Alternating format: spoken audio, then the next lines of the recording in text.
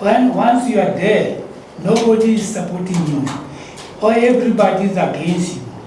But me, while I was there, fighting out of my country, I just believe God is with me all the time.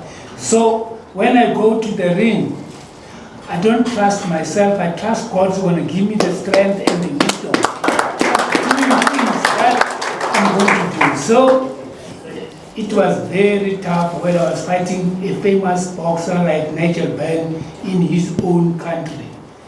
But because I knew, while I was praying at night, God told me that you will be the champion. And I told my promoter, I said, Rodney, God said we have a new champion. Rodney didn't believe me. He believes you now. And Sugarboy, so just to continue as well, you're South Africa's first ever WBC world champion. Major achievement, well done. Continue. Sugar, I'm going to tell them how it happened. So I put on this fight for Sugarboy and Nigel Benn, and incidentally, there's 3 fights in my career which stand out as the greatest fights involving South Africa.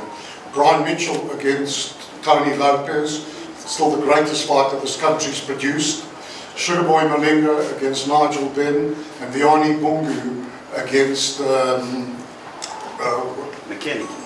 Kennedy McKinney. So Sugarboy, I've done this fight for Sugarboy. He comes to my office. He says, God got hold of him last night. He said he doesn't think that Berman's giving him the right purse. So I said, okay. He says, and I'm really superstitious. So he says, do I mind if he prays? I said, yeah, I'll pray. So he says, well, God told me that I've got to come here because we've got to put this right. I'm not getting paid cricket. So I said, Sugarboy, I'll tell you what. If you win the fight, I'll give you an extra 50,000 rand. So I said, do I mind if he prays? He says, okay. He says, okay, that's fine. He's got to go ahead.